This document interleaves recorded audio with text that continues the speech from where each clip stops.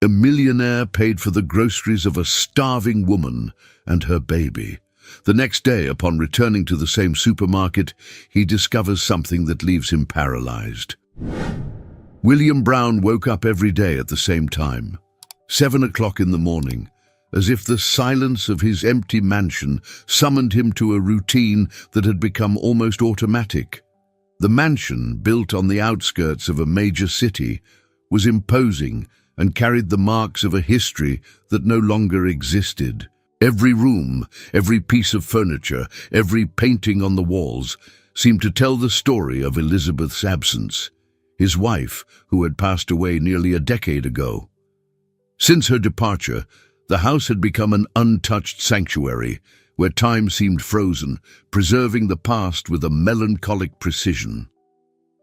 William lived in isolation. The gardens were meticulously cared for by hired gardeners. The house was kept spotless by a staff he rarely saw. The days blurred together in a routine of silent walks through the hallways, long hours spent in the library, and solitary meals he insisted on preparing himself. It was his way of feeling that he still had some control, that he wasn't entirely adrift. The nights were worse. The silence that comforted him during the day became an unbearable weight after dark. Elizabeth's absence was crueler when the world was asleep. He clung to memories like a man trying to hold water in his hands. Framed photographs adorned the fireplace, each one capturing fragments of a life that felt like it belonged to someone else. Elizabeth smiling, Elizabeth dancing, Elizabeth by his side during an unforgettable sunset. Every image seemed to say the same thing: "She's gone, and you're still here." In a rare impulse to break the monotony, William decided to go to the grocery store. It was a trivial thing, but he wanted to choose the ingredients for that night's dinner himself. The driver, used to taking him only to unavoidable commitments, was surprised but said nothing. When William entered the store, he felt disconnected from the vibrant world around him. People in a hurry, families shopping together, children running down the aisles. It all seemed so distant from his reality. As he examined the shelves, he noticed a young mother with a small boy at her side. Rachel seemed anxious as she checked the cash in her wallet, comparing it with the items in her cart. Andrew, her son, was innocently eyeing a package of brightly colored cookies, unaware of his mother's tension. Intrigued, William observed from a distance. She put the cookies back on the shelf and headed to the register with only a carton of milk and a loaf of bread. At the checkout line, her discomfort was obvious. The cashier informed her that the total was higher than she'd expected, and Rachel froze, unsure of what to do. Without thinking, William stepped forward. "Let me cover it," he said calmly. Rachel looked at him surprised and tried to decline. "That's not necessary.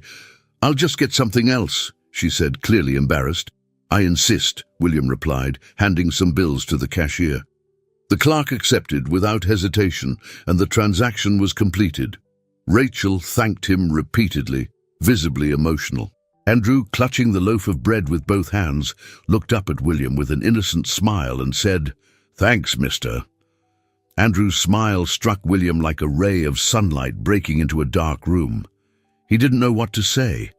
He simply nodded, feeling a strange, almost forgotten sensation, that of being needed by someone, even if only for a fleeting moment. Rachel left the store with Andrew, and William stood there for a few seconds, trying to process why the encounter had affected him so deeply.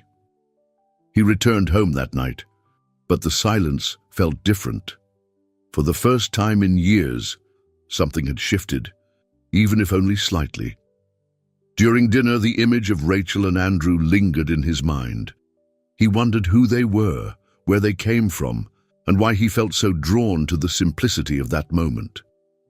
As he finished his meal, he realized that perhaps, just perhaps, that small act of kindness was the beginning of something greater. William was in the mansion's library, a book open in his hands, but his mind far away. He was trying to lose himself in reading, something that usually helped him disconnect from his own memories. But that morning, something was different. The image of Rachel and Andrew lingered in his mind. The boy's smile, so simple and genuine, seemed to echo through the vast silence of his home. He wondered why that brief, seemingly mundane encounter had affected him so much. In the following days, William returned to the grocery store, an unusual thing for him. He wasn't entirely sure what he was hoping to find, but there was a quiet, almost involuntary sense of anticipation. On the other hand, Rachel also found herself thinking about the mysterious man who had helped her and Andrew. Her gratitude went beyond the act itself. There was something in the way William had looked at her, as if he saw more than just her situation in that moment. Moved by that feeling, she decided to try and find him again. A few days later, William was slowly wandering through the store aisles, distracted when he heard a woman's voice calling out, "Excuse me, sir. Could I talk to you for a moment?" He turned and saw Rachel holding Andrew's hand. The boy gave him a big smile as soon as he recognized him. "Hi, mister," Andrew said with the kind of excitement that made William feel a surprising warmth in his chest. Rachel looked a little embarrassed but determined. "I know this might seem strange, but I wanted to thank you properly for what you did that day. It was such a simple gesture, but it made a big difference to me. I'd really like to repay you in some way." William was caught off guard, but his voice remained calm. "There's no need to thank me again. It was just a small thing." Rachel smiled, but didn't back down. "Even so, I'd like to offer something in return. How about a coffee? There's a cafe nearby. It's simple, but they have the best cheese bread around." William hesitated. He wasn't in the habit of accepting invitations, much less from people he'd just met, but something about Rachel's gentle insistence won him over. Maybe it was her authenticity or the innocence of Andrew, who looked up at him with an expression of hopeful anticipation. "All right, a coffee," he said, almost surprising himself with the decision. Rachel led the way to a small cafe a few blocks from the grocery store. The place was modest, with wooden tables and simple but welcoming decor. They sat at a table by the window, and Andrew, full of energy, started playing with napkins, while Rachel and William placed their orders. "So tell me, William," Rachel began, her curiosity genuine, "what made you decide to help me that day?" William took a moment to answer, staring at the steaming cup of coffee in front of him. "I'm not sure," he said finally. "Maybe it was the look on your son's face, or the way you seemed so determined to make the best of what you had. I didn't think much about it, I just did it." Rachel nodded, her expression softening. "Even so, it meant a lot to me. To be honest, life hasn't been easy these past few years. Raising Andrew on my own is a daily struggle, but he's everything to me." William glanced at Andrew, who was now engrossed in a small toy car he'd pulled from his pocket. "He seems like a happy kid," William observed. "He is," Rachel said with a smile. "I try my best to make sure of that, but there are days when everything feels like too much, and there's something else." William raised an eyebrow, encouraging her to go on. "I've been trying to find my biological mother. I was adopted as a baby, and I've always felt like there's a missing piece to my puzzle. There's so much I don't know about myself, and I think that if I find her, I might finally understand who I am." William listened intently, intrigued by Rachel's determination. He wasn't used to involving himself in other people's lives, but her sincerity touched him in an unexpected way. "Have you found any leads?" he asked. Rachel sighed. "Not many. All I know is that she gave me up for adoption in a small town. I'm piecing things together slowly, but it's a long process." The conversation flowed more easily than William had anticipated. He shared in vague terms his own loneliness and the loss of Elizabeth, mentioning that he had lost someone important without going into detail. Rachel listened respectfully, without pressing him. By the end of the coffee, William felt something he hadn't experienced in years, a genuine connection with another person. As they said their goodbyes, Rachel thanked him again and said with a warm smile, "I hope we see each other again, William. You're a good person, even if you try to hide it." William gave a faint smile and watched as she and Andrew walked away down the sidewalk. The little boy held his mother's hand, but turned around to wave before disappearing around the corner. William stood there for a few moments, reflecting on what had just happened. For the first time in a long while, he felt something shift inside him. A crack in the wall he'd built around himself, small but impossible to ignore. The world, once so empty, seemed to have gained a subtle and promising hue.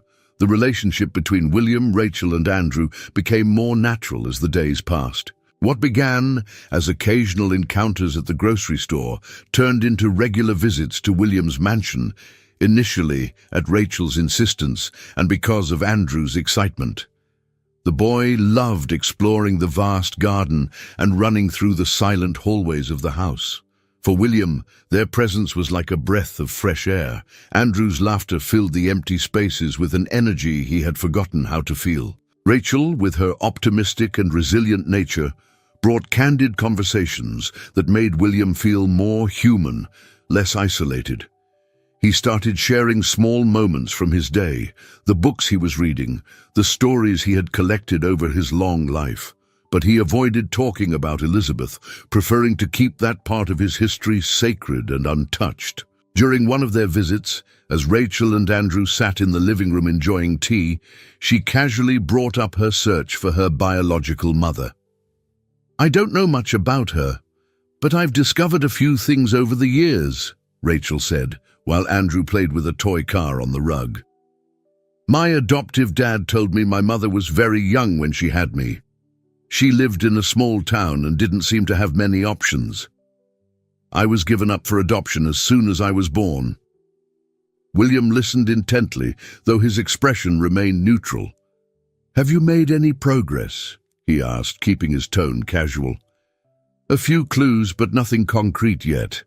All I know is that she was very beautiful and, well, there was something in the way my dad talked about her that made me think she was special. I feel like if I can find her, maybe I'll understand better why she made that decision." William nodded, but said nothing. Her words stayed with him long after Rachel and Andrew had left. He couldn't shake the unsettling feeling that there was something familiar about her story. That night, alone in his mansion, William felt compelled to revisit something he had avoided for years: Elizabeth's belongings. He went up to the bedroom he had left almost untouched since her death. At the back of the closet, he found a wooden box containing letters, photographs, and other small keepsakes Elizabeth had held onto throughout her life. Each item was a painful reminder of the woman he loved, but William pushed through, driven by a growing curiosity. Among the letters, one caught his attention. It was from before they had met, written in Elizabeth's careful handwriting, which he immediately recognized. She mentioned a difficult time in her life, though the language was vague. One sentence stood out: "I just hope my decision was the right one. It was the hardest thing I've ever done, but I knew it was necessary." William frowned. What did she mean? He kept searching through the box until he found an old photograph, yellowed with age. In the picture, Elizabeth was sitting on a park bench, looking visibly younger, with a serene expression on her face. Beside her was a baby stroller. William felt his stomach twist. "Elizabeth," he murmured to himself, a lump forming in his throat. He had never known that Elizabeth had a child before meeting him. Why had she never mentioned it? The discovery left him shaken. But something about Rachel's story began to align with what he had just uncovered. Could it be possible? Could Rachel be Elizabeth's daughter? In the days that followed, William was torn between the need for answers and the fear of confronting what it might mean.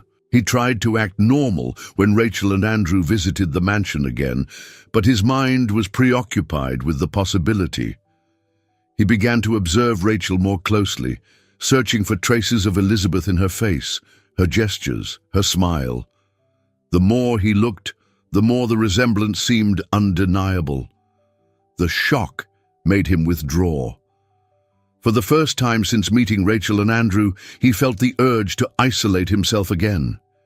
He avoided their usual visits, making excuses to postpone them. Rachel, noticing the change, grew concerned but decided to give him space, assuming it was something personal he needed to resolve.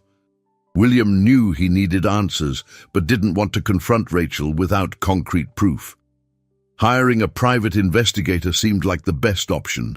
He needed to know more about Elizabeth's past and piece together the truth before revealing his suspicions. While waiting for the investigation's results, William spent his nights revisiting Elizabeth's memories. Each photograph, letter, and object seemed to scream at him, demanding he face the truth. He began to wonder whether Elizabeth had hidden this part of her life to protect him, or because she simply didn't know how to tell him.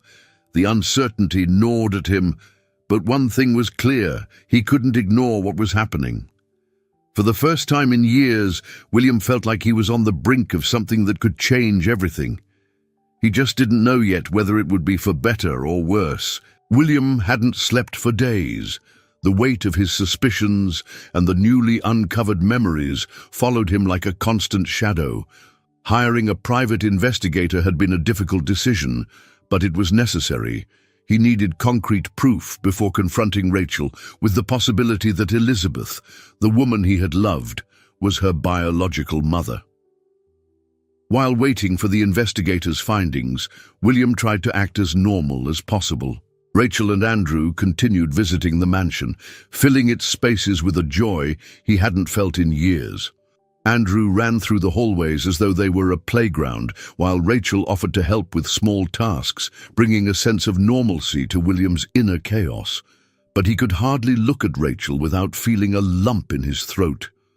Every feature of hers seemed loaded with meanings he was only now beginning to see.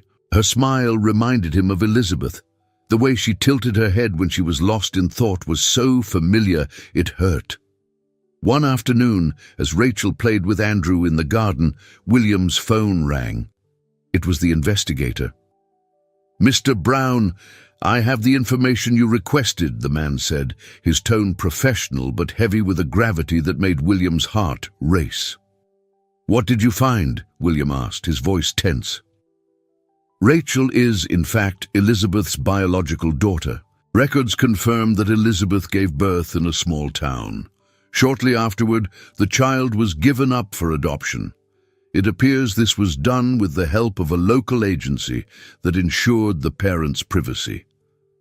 William felt the ground disappear beneath him. He had to sit down, trying to process the words he had just heard. "And why was this kept a secret?" he asked, though he knew the investigator likely didn't have that answer.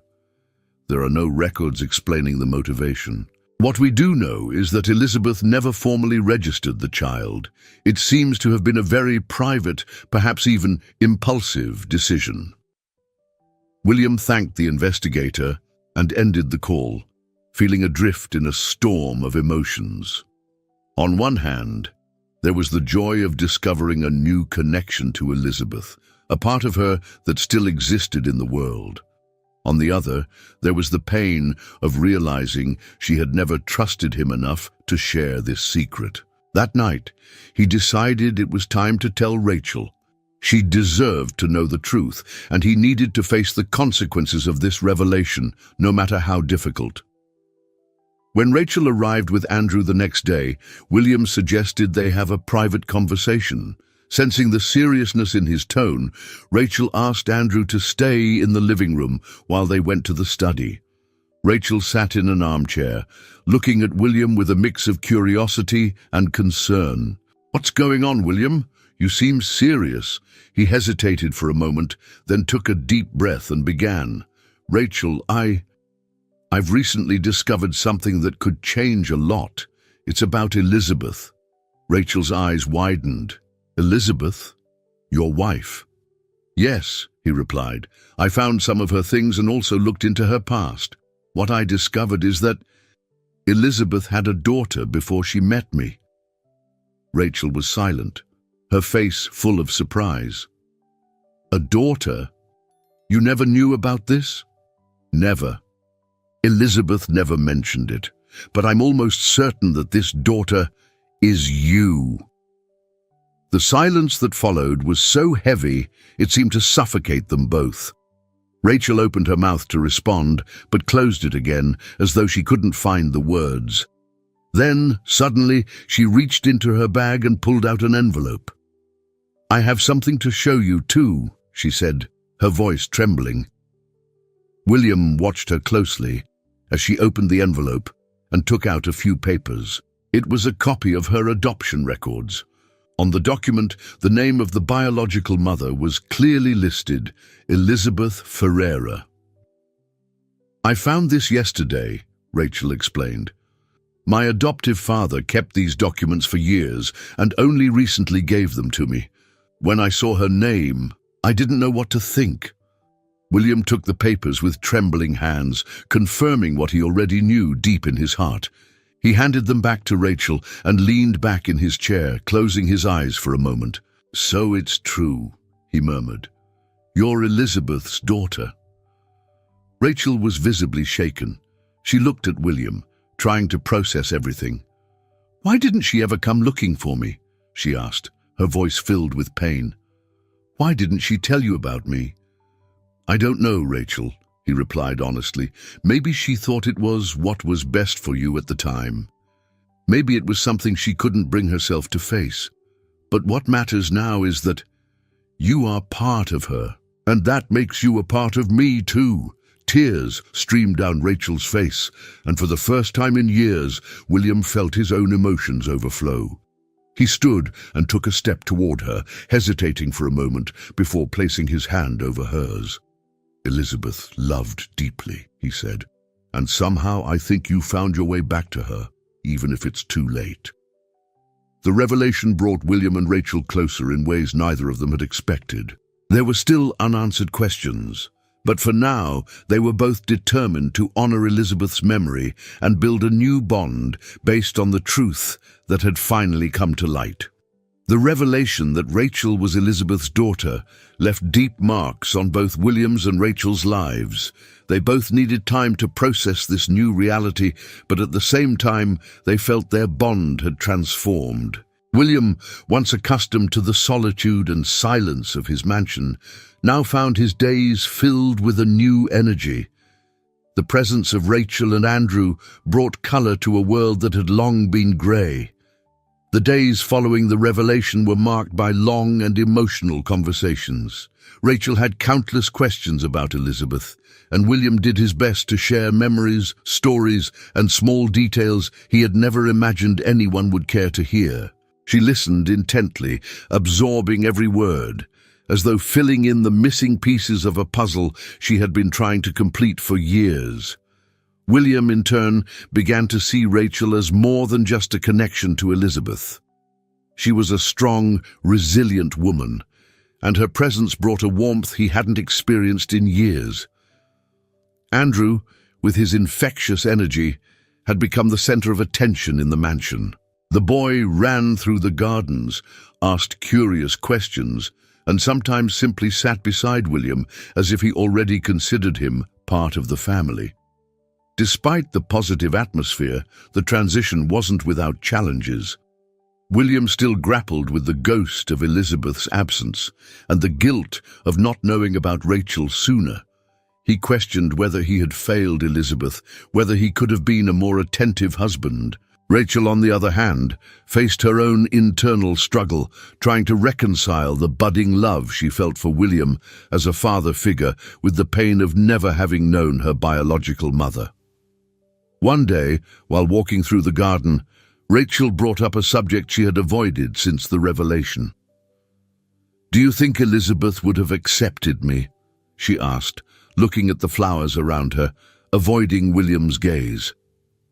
William stopped, reflecting before answering. He knew his response had to be honest. Elizabeth had a huge heart, Rachel. She would have loved you more than anything. If she didn't come looking for you, it was because she thought it was what was best for you, not because she didn't care. Rachel nodded, but tears began to stream down her face. William, in a rare gesture, placed a hand on her shoulder. You're a part of her, Rachel, and that means in some way you were always a part of our story, even if I didn't know it. From that moment, their relationship began to grow stronger. Rachel started feeling more at home in the mansion, while William took on a more active role in her and Andrew's lives. He offered to help with small tasks and began involving himself in Andrew's upbringing, something he had never imagined himself doing. Andrew, for his part, started calling William Grandpa. At first, it caught William by surprise, but eventually it deeply moved him. He had never had children and believed for years that he would never have the chance to experience this kind of bond. Now, he found himself playing with toy cars on the floor, reading bedtime stories, and receiving spontaneous hugs from Andrew. The days at the mansion became more vibrant. Rachel brought a touch of life to the house, reorganizing spaces and adding small details that made the environment feel warmer. She started cooking for everyone, something William had never expected, which quickly became a family ritual. During meals, they laughed, talked, and for a few moments, it felt as though they were a complete family. However, not everything was perfect. Both their pasts cast shadows that occasionally threatened the balance. Rachel struggled to fully trust, carrying the wounds of her childhood and the absence of Elizabeth. William, on the other hand, was still haunted by the feeling that he had failed Elizabeth and now Rachel. One night, an argument arose. Rachel had reorganized one of the bedrooms, turning it into a space for Andrew. When William noticed, he was upset. "That was Elizabeth's room," he said, his tone sharper than he intended. Rachel stopped, surprised, and replied calmly, "I thought it was just an empty room. I wanted Andrew to have a space of his own here." "It's not just a room," William insisted. "It's a part of her, and I don't want it changed." Silence fell between them. Rachel, hurt, tried to explain. "William, I understand you want to preserve her memories, but sometimes we have to make room for the present for what's happening now." William stood quietly, processing her words. He knew she was right, but it was hard to let go of something he had clung to for so long. The next day, William apologized. He realized Rachel wasn't trying to erase Elizabeth, but was instead trying to bring new meaning to the house. It was an important moment for both of them, as they learned to trust each other in order to move forward. Over time, the challenges began to fade, and the new dynamic of their relationship started to flourish. William, for the first time in years, felt part of something greater than his own pain. He realized that Rachel and Andrew weren't just filling the void left by Elizabeth, but were helping him redefine his own existence.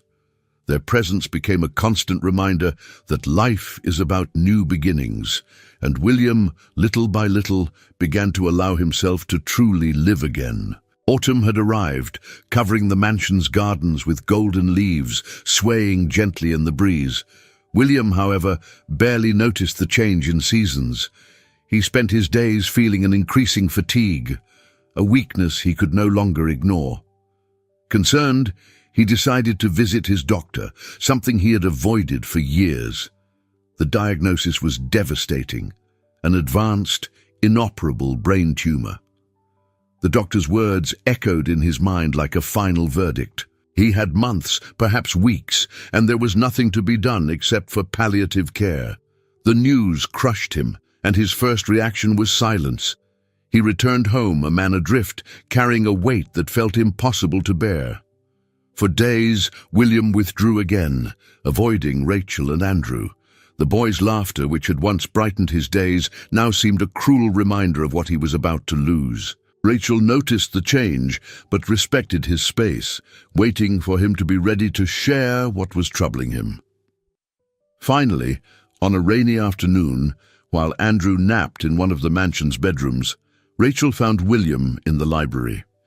He was sitting in his usual armchair, staring at the unlit fireplace. She approached and sat across from him, clasping her hands in her lap. "William, what's going on?" she asked, her voice gentle but filled with concern. "You've been so distant." William looked at her, his eyes heavy with sorrow. He knew he couldn't keep the truth from her, not after everything they had built together. "I didn't want to worry you," he said, his voice breaking, "but I need to tell you something." Rachel leaned forward, waiting for him to continue. "I went to the doctor a few weeks ago. I found out I have a brain tumor. It's terminal. There's nothing they can do." Rachel froze, trying to process what she had just heard. Her eyes filled with tears, but she forced herself to remain calm. "William, I'm so sorry." She reached out to hold his hand, squeezing it firmly. "But you're not alone. We'll go through this together." William felt a lump in his throat. He had never imagined anyone would stand by him during this time, but Rachel's unconditional support filled him with a quiet gratitude. In the days that followed, they began planning for the future. William knew his time was short and wanted to ensure that Rachel and Andrew would be cared for after he was gone.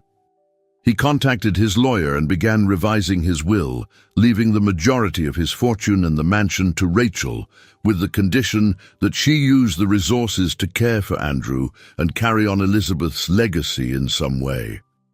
The decision, however, did not sit well with William's extended family. Relatives who had shown no interest in him during his life suddenly appeared, questioning his decisions and insinuating that Rachel was taking advantage of his vulnerability. One evening, during a quiet dinner, William broke the silence. "Rachel, we need to talk about something important," he said, looking at her with seriousness. "My family is questioning my decision to leave everything to you and Andrew. They're going to try to contest the will. I'm sure of it." Rachel, who had already noticed the distrustful looks from his relatives during their recent visits, sighed. "I don't care about the money, William. I don't want this to cause more problems for you." William shook his head. "This isn't about money. It's about ensuring you and Andrew have a secure future. You're my family now. Nothing will change that." The tension escalated when one relative, a distant nephew of William, came to the mansion to confront him. The man accused Rachel directly, implying that she was manipulating William for his fortune. "You have no right to any of this," he shouted, pointing at Rachel. "You came out of nowhere and now you're trying to steal everything." William, with more strength than Rachel thought he still had, stood and faced his nephew. "Enough," he said firmly. "Rachel is my family. Andrew is my family. You never cared about me, and now you show up here like vultures. I won't allow it." The nephew, visibly upset, stormed out, vowing to take the matter to court. Rachel tried to comfort William after the incident, but he seemed drained, as though every argument sapped the little energy he had left. That night, Rachel sat beside him on the living room couch while Andrew slept upstairs. She held his hand and spoke with determination. "William, what you're doing for me and Andrew is something we'll never be able to repay. But I want you to know that no matter what happens, we'll honor what you've built. Your legacy will live on." William looked at her, feeling a mixture of sadness and relief. He knew his time was short, but he also knew that for the first time in years, he had found a purpose. Rachel and Andrew's presence hadn't just transformed his final days, they had given meaning to a life he once thought was lost. Despite the family disputes, William felt a sense of peace, knowing that his love for Elizabeth, Rachel, and Andrew would transcend his own existence. As he looked at Rachel, he saw not just a reflection of Elizabeth, but a strong woman who would ensure his legacy of generosity and love continued to thrive. The days following the revelation of William's will were tense, marked by distrustful glances and venomous words from distant relatives who had never shown interest in him while he was alive. His decision to leave nearly his entire estate to Rachel and Andrew awakened greed and resentment among those who saw his fortune as their rightful inheritance. The mansion, once a peaceful and welcoming place, became the stage for arguments and unannounced visits from outraged family members. Patrick, a distant nephew who rarely visited William, led the charge in the dispute. He claimed that his uncle's decision was the result of manipulation and undue influence. During an impromptu meeting at the mansion, Patrick did not hold back in accusing Rachel directly. His eyes were full of contempt as he pointed a finger at her, showing no regard for her dignity. "It's obvious you're taking advantage of him," he accused, his tone filled with anger. "You show up out of nowhere and suddenly he changes his entire will. That's no coincidence." Rachel tried to maintain her composure. Her gaze was steady, but her heart felt heavy. "Even so," she responded calmly, "I never asked William for anything. He welcomed me because he believed in me, and all I've done is stand by him. You, on the other hand, only showed up now when you realized you might lose something." Patrick laughed scornfully, but before he could say more, William, who had remained silent until then, raised his voice. Though weakened by his illness, his words carried enough authority to silence the room. "Enough, Patrick." He looked directly at his nephew, his gaze a mix of exhaustion and determination. "You were never there for me when I needed you. You never asked how I was, never offered to help. And now you show up to question my decisions as if you have any right? Rachel is my family, Andrew is my family, and my decision is final." Patrick, defeated, stormed out of the mansion in anger, but not without vowing to contest the will in court. The heavy atmosphere left Rachel and William drained, but his determination to protect them remained unshaken. The legal battle began a few days later, with Patrick hiring lawyers to challenge the will on the grounds that William was not of sound mind when he made his decision. Rachel was dragged into a whirlwind of baseless accusations, painted as a manipulative opportunist. While she tried to remain strong, every public attack and court hearing wore down her spirit. On quiet nights, after Andrew had gone to bed, Rachel confided in William, sharing her insecurities. "They don't understand, William," she would say, her voice trembling. "They don't know what we've been through, what we've built together. All they see is the money." William, frail but resolute, would hold her hand tightly. His eyes conveyed a strength he no longer felt in his body. "Rachel, you are the most honest person I've ever known. Don't let them make you doubt that. I know what I'm doing, and I know it's the right thing to do." In the midst of the chaos, Andrew continued to be a beacon of hope. Too young to fully understand what was happening, he sensed the tension around him and did his best to bring moments of lightness. One day, as William rested in the garden, Andrew ran up to him with a drawing in his hands. The paper was covered with scribbled figures of 3 people smiling, with the mansion clearly depicted in the background. "Look, Grandpa, it's us," the boy said proudly. William took the drawing, his eyes brimming with tears. He smiled and pulled the boy into a tight hug. "It's perfect, Andrew. Perfect." These tender moments reminded everyone of what truly mattered. Still, the fight was far from over. A final court hearing was scheduled, and William, despite his fragile health, insisted on attending. Rachel tried to persuade him to conserve his strength, but he was steadfast. In the courtroom, William was called to speak. He rose with difficulty, but his voice, though soft, was firm and clear. "My decision to leave my inheritance to Rachel and Andrew was not made out of manipulation or weakness," he began. "It was made because they are the reason I'm still alive today. They brought life to my home, joy to my days, and purpose to my heart. For years, I lived in emptiness until they came into my life. Family is not defined by blood, but by love and connection. And Rachel and Andrew are my family. The courtroom fell silent. William's words resonated deeply, even with the hardest hearts. In the end, the judge upheld the validity of the will, dismissing Patrick's claims. The decision was a victory not just for William, but for the bond he had built with Rachel and Andrew.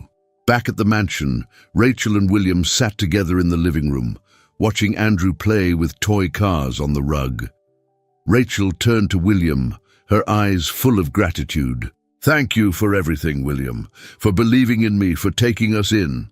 He smiled, tired but content. "I should be the one thanking you, Rachel.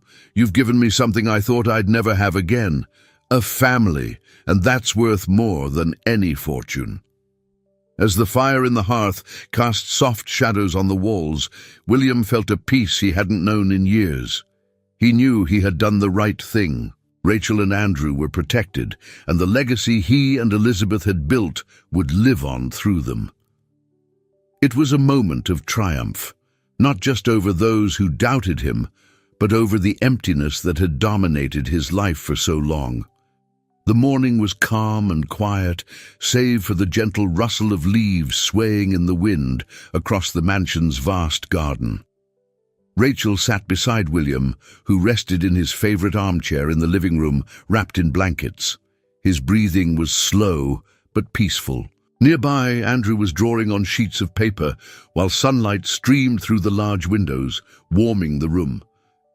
Despite the looming weight of farewell, there was a sense of peace in the air, as though the space itself honored the moment. William, aware that his final moments were near, felt serene. He held Rachel's hand, and she gazed at him with tenderness, trying to hold back tears. Words seemed unnecessary. There was something greater than what could be expressed. He looked at Andrew, who glanced up and smiled. "Grandpa, look at my drawing," the boy exclaimed excitedly, running over to show his latest creation. It was a simple scene, the three of them together in the garden. William smiled, his expression a blend of joy and farewell. "It's beautiful, Andrew," he said, his voice weak but full of emotion. "You've got real talent, kid." The boy leaned in to hug him, and William closed his eyes, embracing the presence of those he now considered his true family. Shortly after, he drifted into sleep. It was deep and peaceful, and there, surrounded by Rachel and Andrew, he passed away. Grief arrived gently, like a soft shadow that Rachel embraced but did not let consume her. In the days that followed, she found comfort in the memories William had left behind. The house, once a symbol of loneliness, now carried his essence in every corner.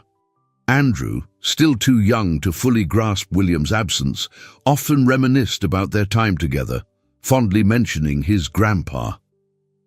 A few days after the funeral, Rachel discovered something William had left for her. In his bedroom, tucked away in a carefully locked drawer, was a set of letters. The envelope on top bore her name, written in William's elegant handwriting. With trembling hands, she opened the first letter and began to read. In the letter, William explained his reasons for protecting her and trusting her with his legacy. He spoke of the emptiness she and Andrew had filled in his life, the joy they had brought to his final days, and his belief that Rachel would do something meaningful with what he had left her. "Rachel, you brought back something I thought I had lost forever. Hope. What I leave you is not an obligation, but a gift. Use it to build something that makes sense for you and the world. Turn this house into more than a place of memories. Make it a space of love, as you did for me." Tears streamed down Rachel's face as she read, but they were not just tears of sadness. There was a sense of purpose in his words. Over the following days, she read all the letters, each one revealing more about William's thoughts and his vision for the future. Inspired by his words and generosity, Rachel made a decision. The mansion would become more than a home. It would be a place of refuge and hope, With the help of lawyers and friends, she began the process of founding an organization, naming it Casa William Brown, in honor of the man who had changed her life.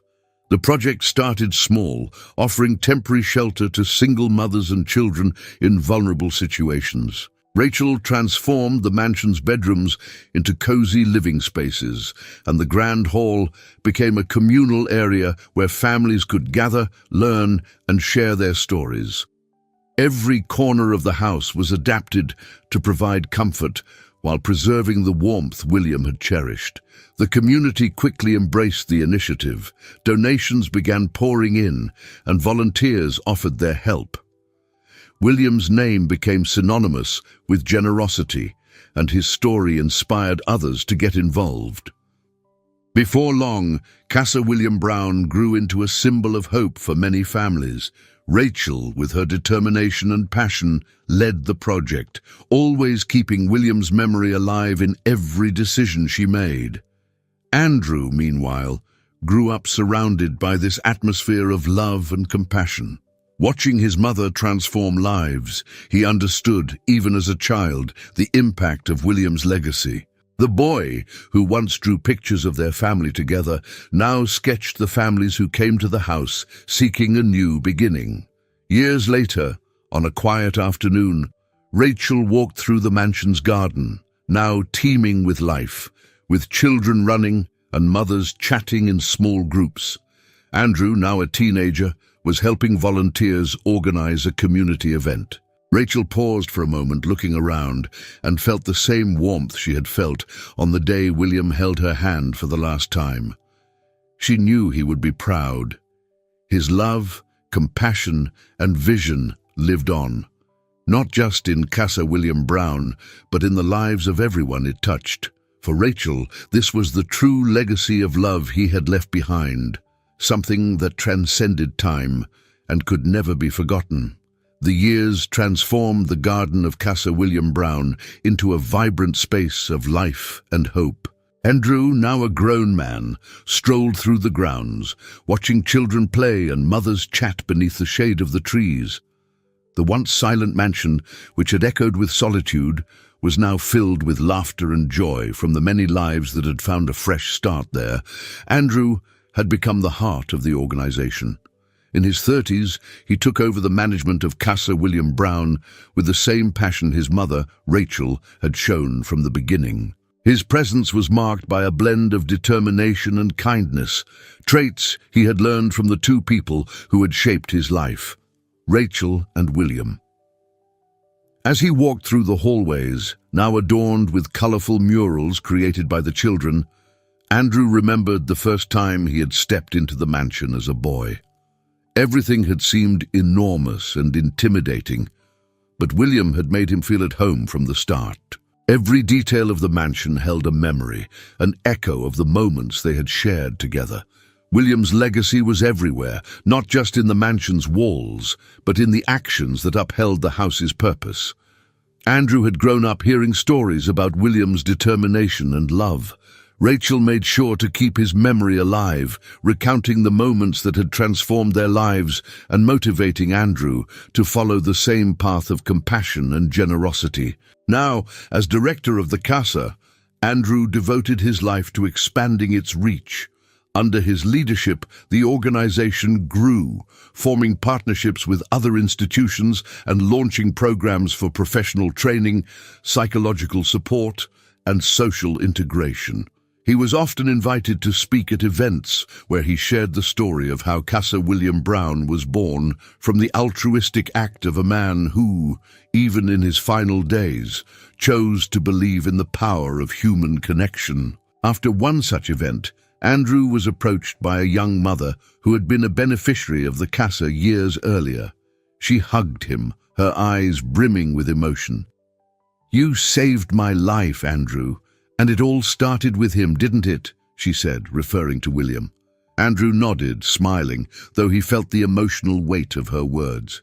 It was true. Everything had started with William, with that small act of kindness in the supermarket that had set off a chain of events transforming countless lives.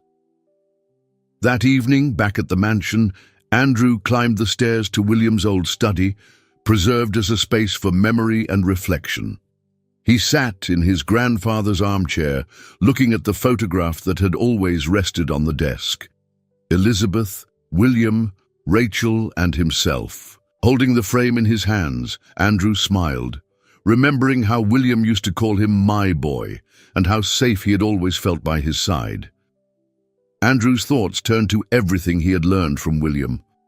What impressed him most upon reflection wasn't the size of the financial legacy or the grandeur of the mansion, but the impact of William's choices.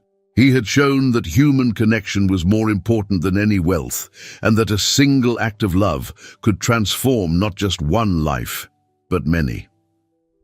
Placing the photo back on the desk, Andrew sat in silence for a few moments, lost in thought. When he finally stood, his expression was resolute. "I promise, William," he murmured, gazing out at the night sky through the study window. "I'll continue what you started. Your legacy won't fade.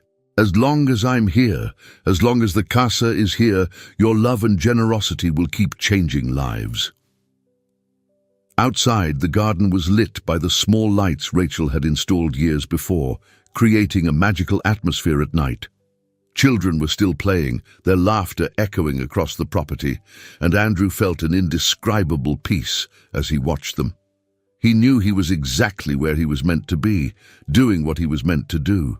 The story of William, Rachel, and Andrew was, above all, a testament to the power of love. A simple gesture, an unexpected encounter, and the decision to open one's heart had created something that transcended life and time. As Andrew walked back into the house, he felt the certainty that William's love would live on, reflected in every life they touched. William Brown's legacy was not just in the stone and wood of the mansion or the records of the NGO. It lived in the hearts of Andrew, Rachel, and every person who found hope and refuge within that house, because in the end, love is eternal, and that was what William had always believed. I hope you enjoyed today's story. If you did, subscribe to the channel so you don't miss more stories like this. Leave a like and comment below what you thought about the story. See you in the next video.